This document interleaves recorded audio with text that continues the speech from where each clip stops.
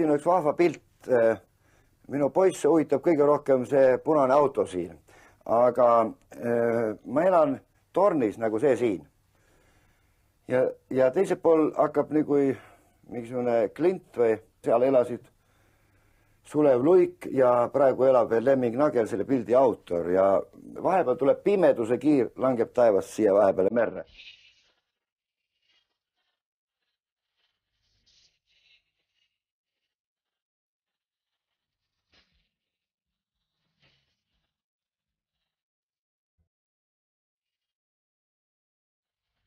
Sõber Lemmingu ateljees jookseb lagi juba aastaid sirinal läbi. Rahakott ka, meil mõlemal. Hea on, kui see juhtub kordamööda, aga küllaltki tihti ikka korraga. Siis arutame, astume hoopis ise teineteise poolt läbi. Nii jutleme ja oleme asjalikult omaette. Eriti nendel harvadel hommikutel, kui asja ees teist taga on kas naise ja laste või maailma ees üleüldse mingi ebamäärane, meie meelest aluseta häbi. Alus läti keeli õlu. Vaata, näed, ma näen, sul siin on niisugused väärtuslikud asjad. 1,5 rubla, eks ole. Nostalgilised rublad. Ja kui me siin koos elama hakkasime, siis selle eest vist sai 3 õlut või?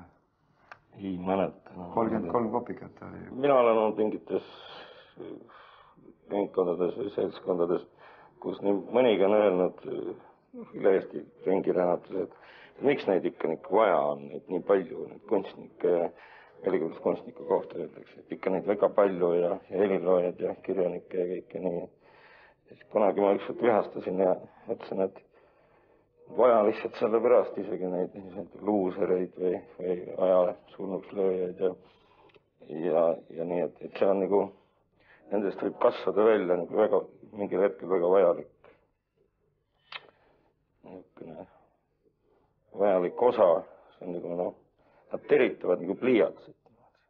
No jaa, aga... Ja helilooja, ta on selleks, et neid on vaja piisavalt, et oleks neid, kes kuuleb. Kirjanik on need, kes välja ütleb, kunstnik see, kes näeb. Ja kui neid on liiga vähe, siis mingil kriisi hetkel rahvas ei kuule, näe, ei oska välja. Ma olen jälle kuidagi viimasel pannud tähele, et niisugune see väikene kerge uus vasakpoolsus, uus, new left Eesti moodi on nagu ka tekkimas ja mitte mingisuguste vanade kommude või kelle hulgas, vaid ikkagi nagu nende kõige haritumate hulgas, jah. Aga mina arvan, et selle põhjuseks on see, et see intellektuaalse vormina see vasakpoolsus. Serbis on artikkel Slavoj Mrožekilt ja ta selle asja väga ilusti kujundlikult hästi ära seletab.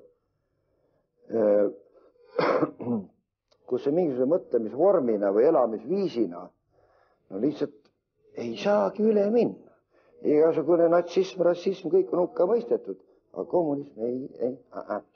Kus sa sellega, jah?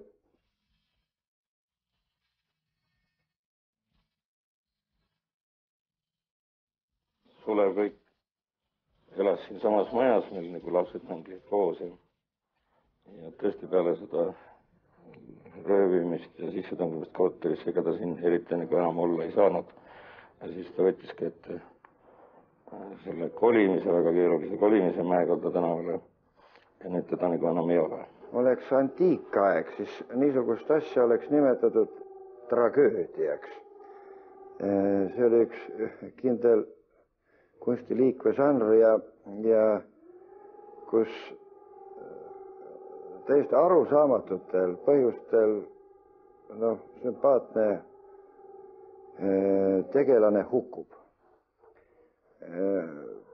Aga kreeklastel oli selle jaoks oma seletused, siis on nagu jumalad sekkunud mängu või kuidagi. Üks on siit poolt võidelnud, teine sealt poolt, aga tragöödia põhimõte on ikkagi see, et asjaolude kokkulangemisel hukkub hea inimene. Ja nüüd ma ei saa kuidagi neid Kreeka jumalaid kujutada tänapäeva Tallinna ja eks ole Asotsiaalne jumal. ja asotsiaalne jumal. Vaata, võib-olla see ongi üks asi, et äkki tegutseb mingi asotsiaalne jumal, kes nagu ajab kellegi enesetapuni, laseb kellegi läbi peksta ja kaabakad elavad edasi.